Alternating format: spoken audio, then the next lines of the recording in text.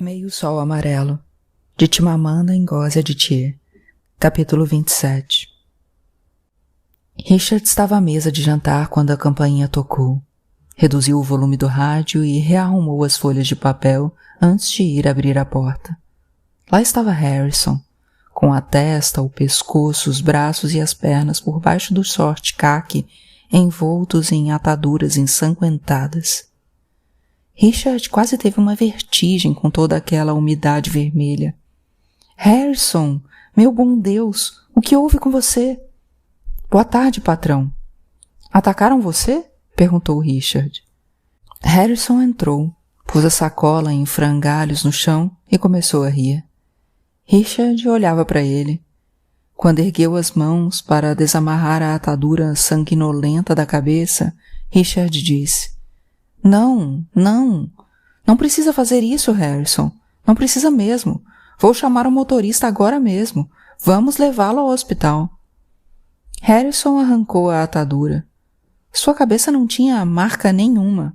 Não havia cortes. Nada que mostrasse de onde viera o sangue. É beterraba, Sá, disse Harrison, rindo de novo. Beterraba? Isso mesmo, Sá. Você quer dizer que não é sangue? Não, Sá. Harrison recuou um pouco na sala e foi postar-se num canto. Mas Richard o convidou a sentar. Ele se acomodou na beirada de uma cadeira. O sorriso sumiu de seu rosto quando começou a falar. Estou vindo da minha cidade, Sá. Não espalho para ninguém que nossa aldeia vai cair logo. Para que não digam que sou sabotador. Mas todo mundo está sabendo que os vândalos vêm chegando. 2 dias atrás, a gente ouve as bombas.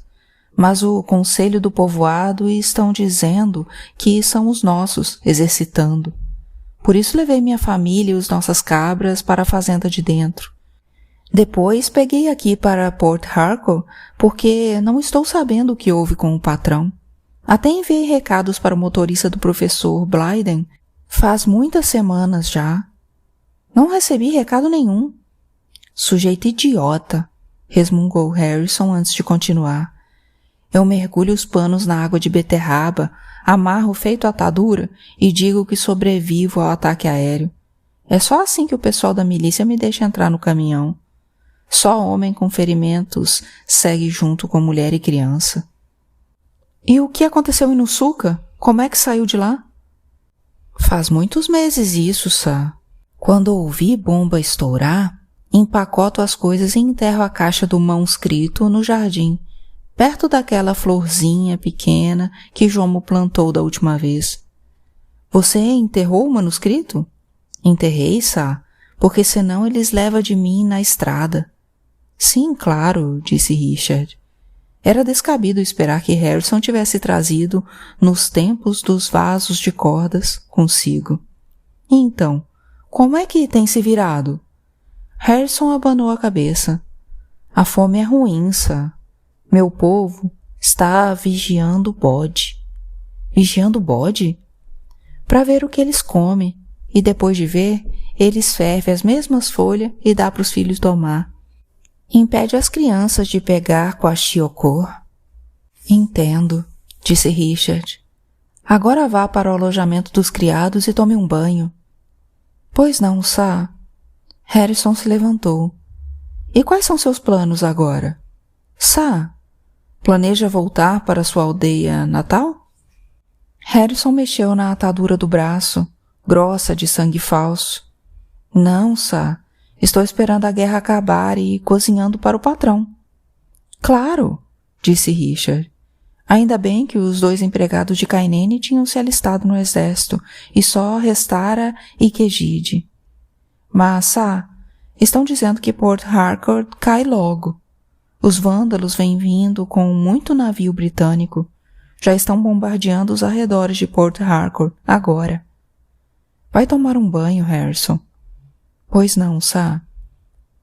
Depois que Harrison saiu da sala, Richard aumentou o volume do rádio. Gostava da cadência da voz de entonação árabe que falava no rádio Kaduna, mas não da certeza jubilosa com que dizia Port Harcourt foi liberada, Port Harcourt foi liberada. Estavam falando da queda de Port Harcourt havia 2 dias. Já. Assim como a rádio de Lagos, embora com um pouco menos de inflexão jubilosa, a BBC também havia anunciado que a queda iminente de Port Harcourt seria a queda de Biafra. Biafra perderia seu porto marítimo, seu aeroporto, seu controle sobre o petróleo. Richard abriu a tampa de bambu de uma garrafa sobre a mesa e se serviu. O líquido rosado espalhou um calor agradável em todo seu corpo. Emoções reviraram em seu cérebro. Alívio de ver Harrison vivo, decepção de saber que seu manuscrito estava enterrado em Nusuka, ansiedade sobre o destino de Port Harcourt.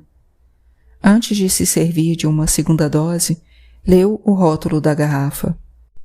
Republic of Biafra, Research and Production Directorate, Nanny Cherry, 45%. Bebeu lentamente. Madu levara 2 em sua última visita, brincando que fazer bebida em casa e colocar em velhas garrafas de cerveja era parte da mobilização para a vitória.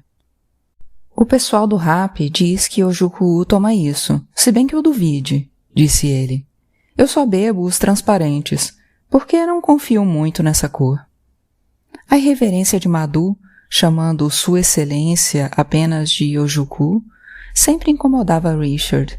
Entretanto, não disse nada, porque não queria ver de novo aquele mesmo sorrisinho afetado com que Madu dizia a Kainene: nós estamos enchendo o tanque com uma mistura de querosene e dendê.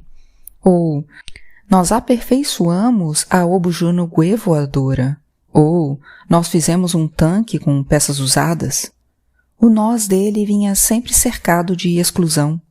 A ênfase proposital e a voz gutural significavam que Richard não era parte do nós. Uma visita não poderia ter as mesmas liberdades dos donos da casa.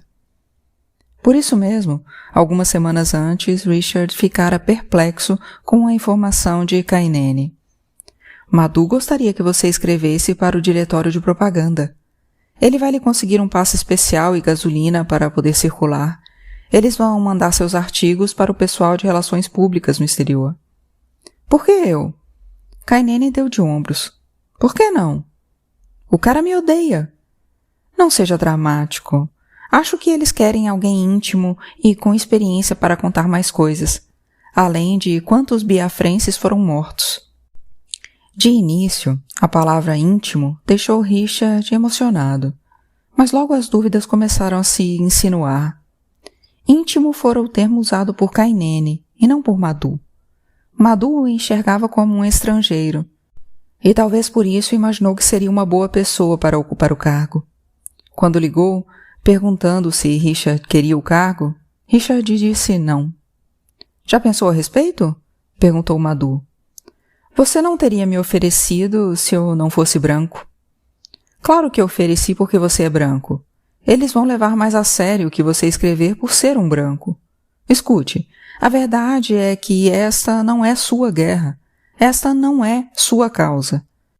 Seu governo tira você daqui assim que solicitar, de modo que não basta carregar galhos murchos e gritar poder, poder, para mostrar apoio à Biafra.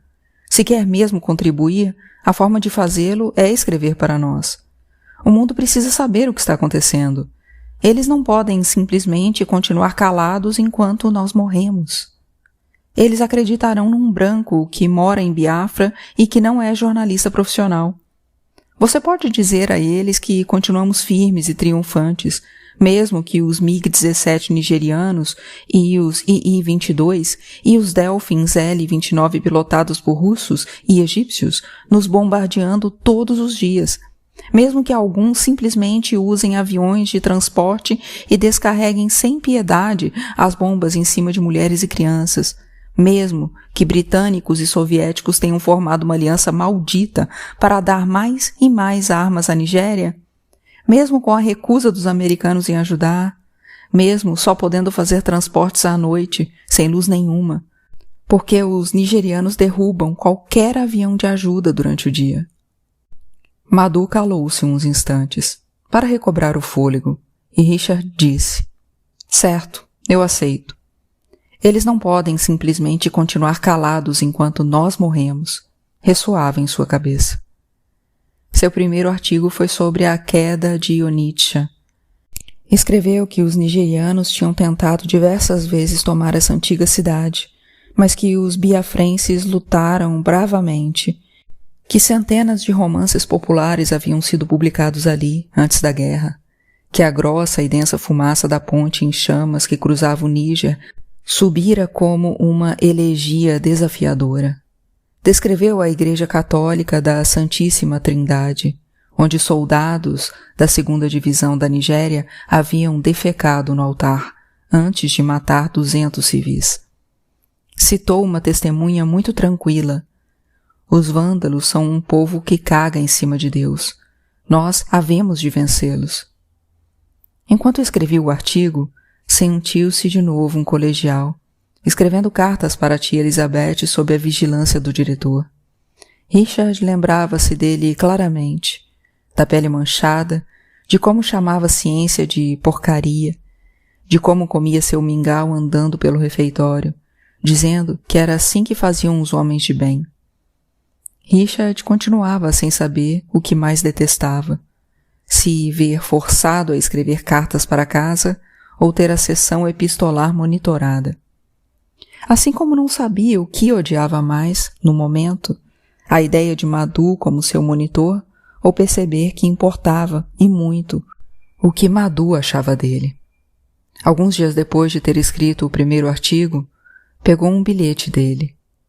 O artigo saiu muito bom. Quem sabe um pouco menos rebuscado no próximo? E já foi enviado para a Europa. A letra dele era enrolada, difícil de decifrar, e, no papel timbrado, o nigeriano de exército nigeriano fora riscado e biafrense fora escrito apressadamente por cima, com letras de forma. Porém, as palavras de Madhu convenceram Richard de que tomara a decisão correta. Imaginava-se como um jovem Winston Churchill, cobrindo as atividades de Kitchener na Batalha de Omdurman, travada entre armas superiores contra as inferiores, se bem que, ao contrário de Churchill, Richard estivesse do lado do vencedor moral. Semanas depois, após muitos outros artigos, sentia-se parte de tudo.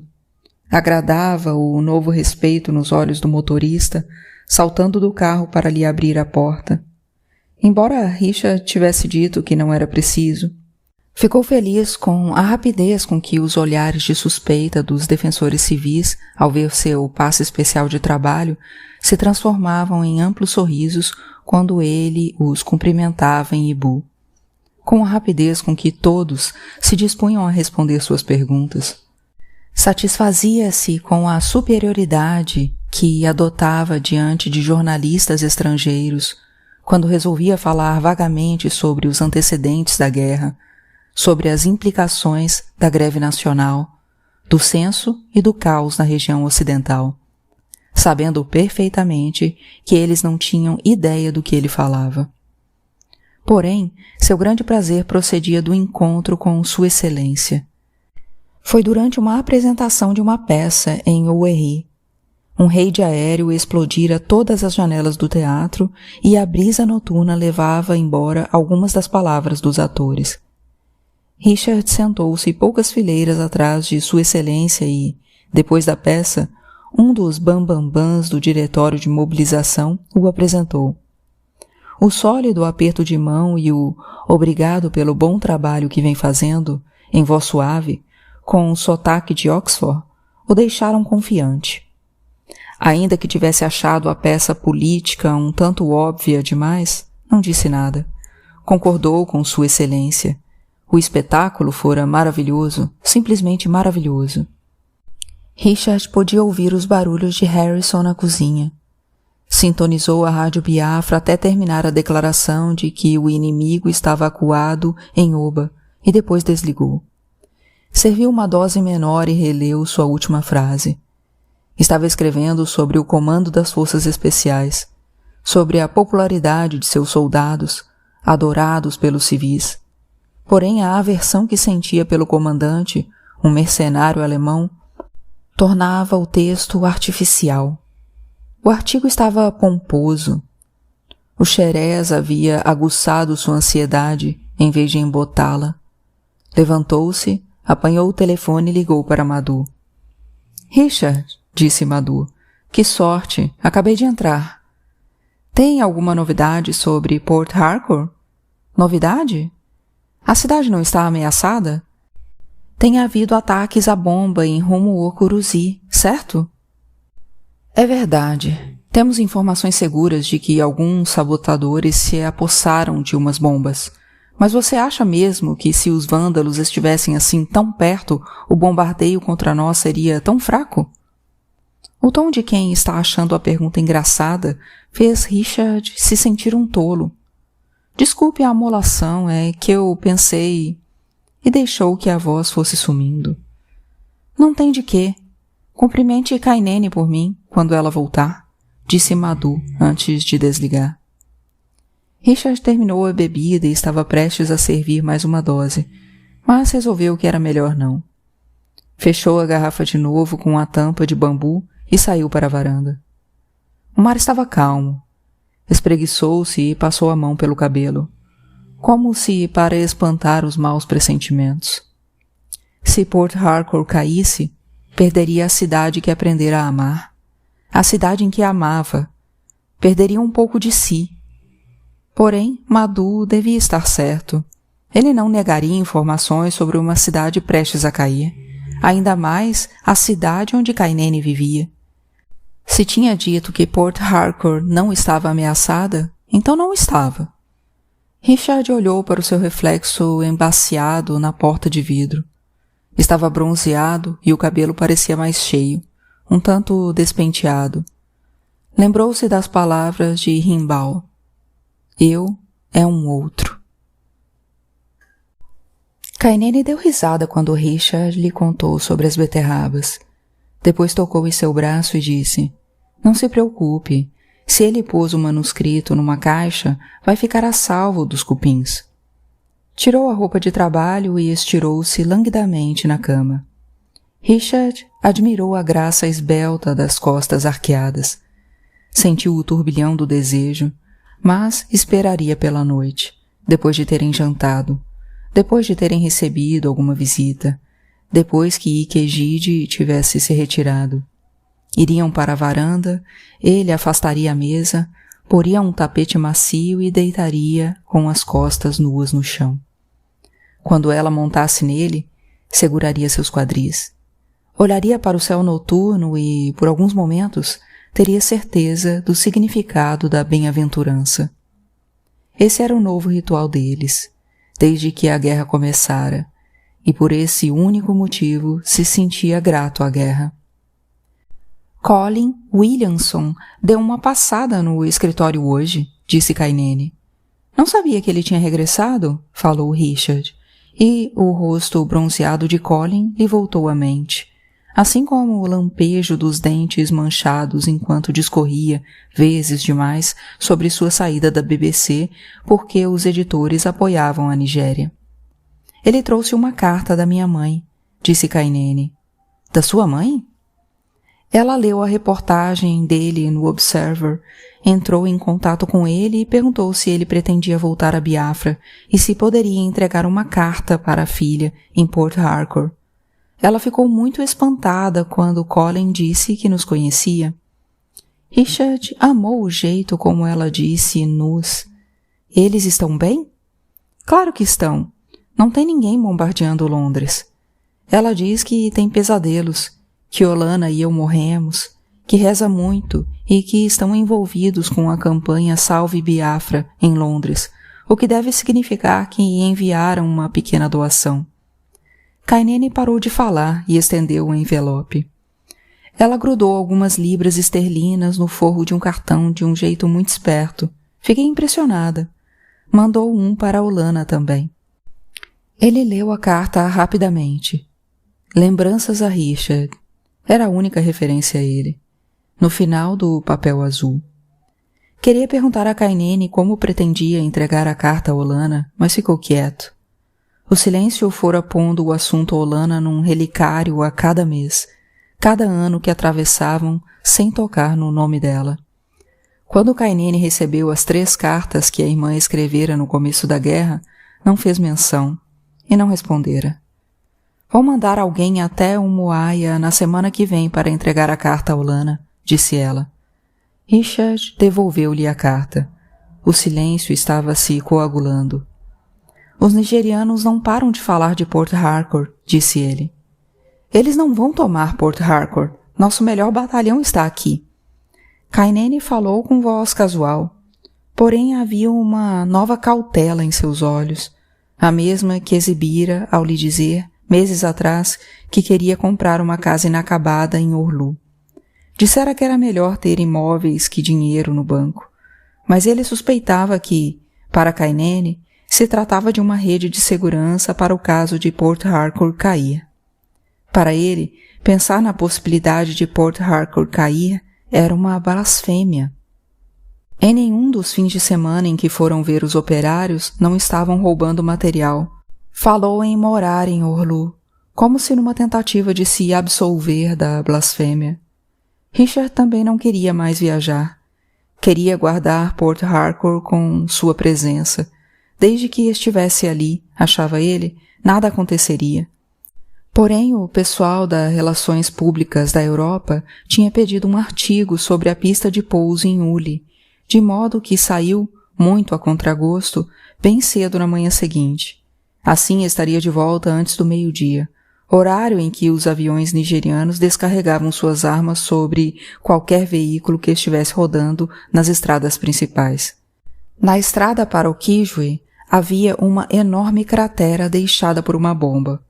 O motorista desviou e Richard teve uma sensação já conhecida de mau agouro. Porém, seus pensamentos ficaram mais leves ao se aproximar de Uli. Era sua primeira visita ao único elo de Biafra com o mundo exterior. Essa maravilha de pista de pouso onde comida e armas se esquivavam dos bombardeiros nigerianos. Saltou do carro, olhou para a faixa de asfalto com um matagal denso de ambos os lados e pensou nas pessoas que faziam tanto com tão pouco. Um jato minúsculo estava parado na outra ponta. O sol da manhã era quente. 3 homens espalhavam folhas de palmeira na pista, trabalhando rápido, suando, empurrando carrinhos cheios até a boca de folhas de palmeira. Richard aproximou-se para dizer, muito bem, Gessino Eike. Um oficial saiu do prédio inacabado e apertou a mão de Richard. Não escreva demais, não. Não entregue nossos segredos, brincou ele. Claro que não, disse Richard. Posso entrevistá-lo? O homem deu um sorriso largo, flexionou os ombros e disse, bem, eu sou o encarregado da alfândega e da imigração. Richard escondeu um sorriso. As pessoas sempre se sentiam importantes quando pedia para entrevistá-las. Conversaram na pista mesmo e, pouco depois de o encarregado da alfândega ter voltado ao prédio, saiu lá de dentro um sujeito alto e loiro. Richard o reconheceu. Era o conde von Rossen. Parecia mais velho do que o retrato que Richard tinha visto, mais perto dos 70 do que dos 60 anos. Mas envelhecia de forma elegante. Dava passadas longas e tinha o queixo firme.